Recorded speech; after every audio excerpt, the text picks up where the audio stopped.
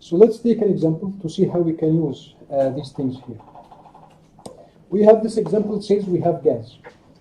This gas at 450 degrees Celsius at 0.5 megapascal flows at steady state through adiabatic reversible nozzle. The existing pressure is 0.1 megapascal. Find the velocity and temperature of the exiting stream if this gas is a steam. We solved this example in chapter 3. And when we solve this example, we only focus on calculating the velocity. Okay, so let's quickly remind you what we said in chapter 3. So in chapter 3, if you remember, or not go this one. So in chapter 3, when we solved this example, we said we have the first law of thermodynamics.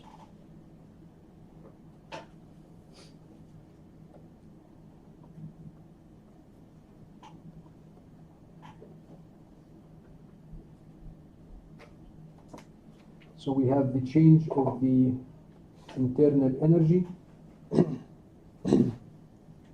This one will be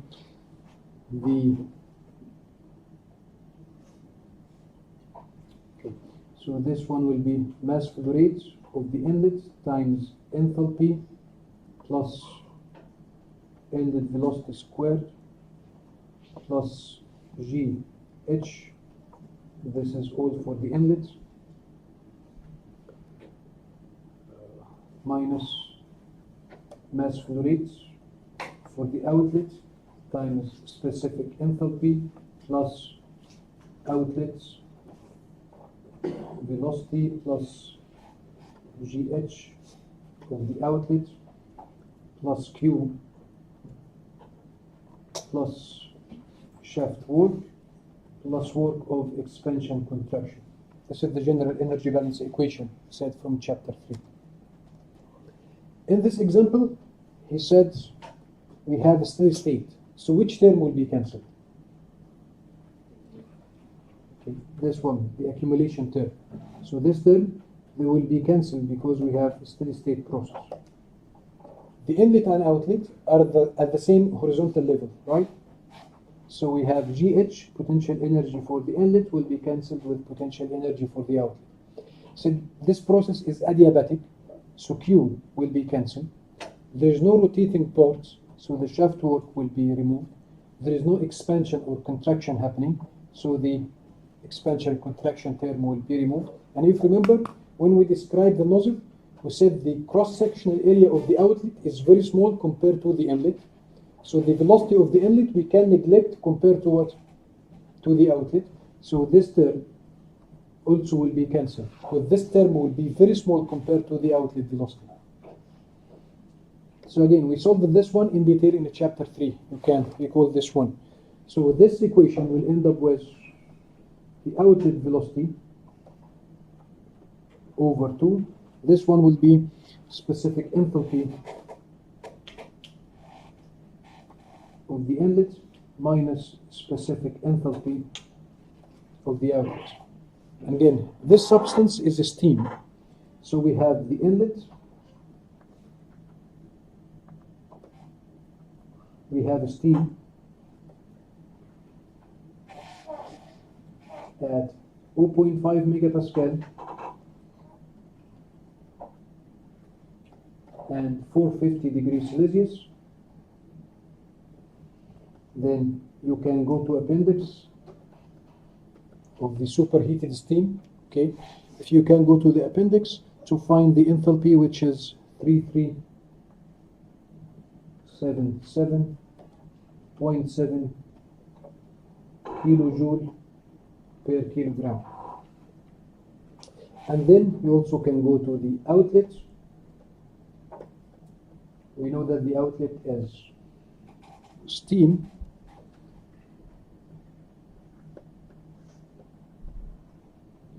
This steam at 0.1 megapascal and outlet temperature. I have no idea about this outlet temperature. So, but this is still superheated steam. And you remember we said if you have saturated steam, saturated liquid, you need one information, pressure or temperature. If you have subcooled or superheated, then you need both of them. So here in this one, we have only the pressure. The temperature is not given. So we cannot find the outlet enthalpy. So we need one information. So now let's get back to the problem. So this problem, one of the information that we didn't use so far, it says this process is adiabatic and reversible. Okay. Now we can recall chapter 1. Chapter 1, we describe different types of processes. So if you remember, we said if your process operates at constant temperature, so this is called isothermal. So if you see in the problem, we have isothermal process, so inlet and outlet temperatures will be the same. If you have isobaric process, then inlet and outlet pressures will be the same. Isoporic process, inlet and outlet volumes will be the same.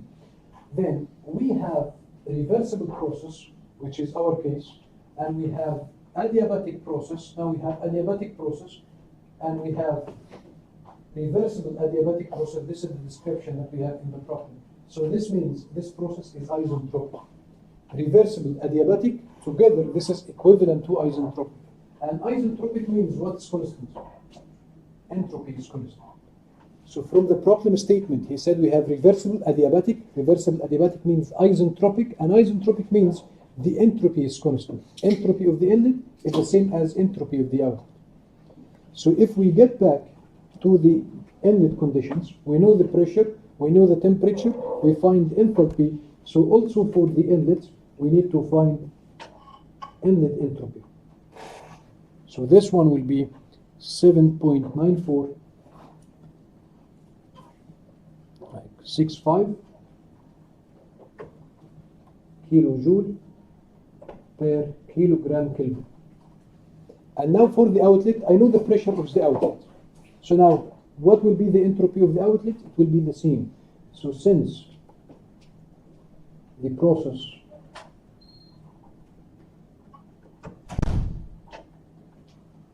is reversible adiabatic, which is isentropic,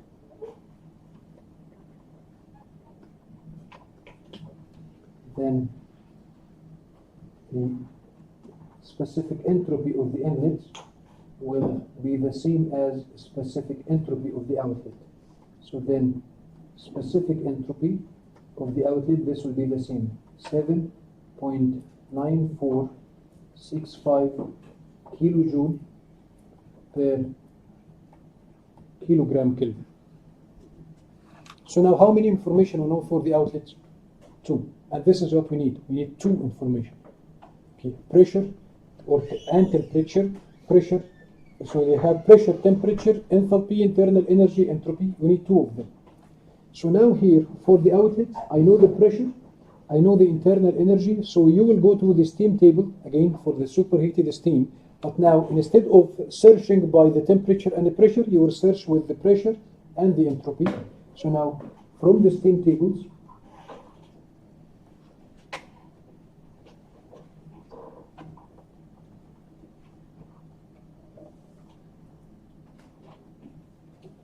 then you can find that the outlet temperature, this one will be 2 to 7.6 degrees Celsius.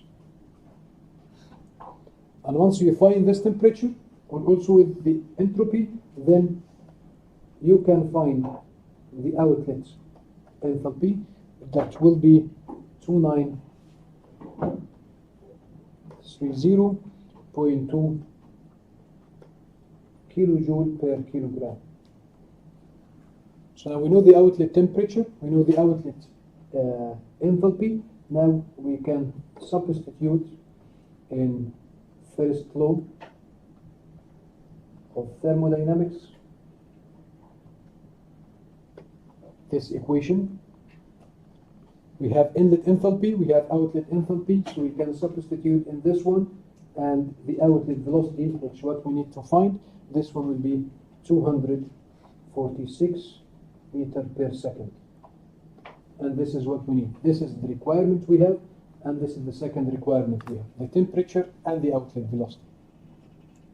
So again, so always keep in your mind to solve this kind of problem, how you can use the steam tables, what kind of information you need in this one, and what is the information available based on the statement. So again, for saturated liquid, saturated steam, you need one information. Either temperature, pressure, internal energy, enthalpy, entropy, any one of them. Just one of them is enough. For subcooled, superheated, you need two information. Two information out of 5, temperature, pressure, enthalpy, internal energy, entropy. You need two information should be given in order to get the other 3.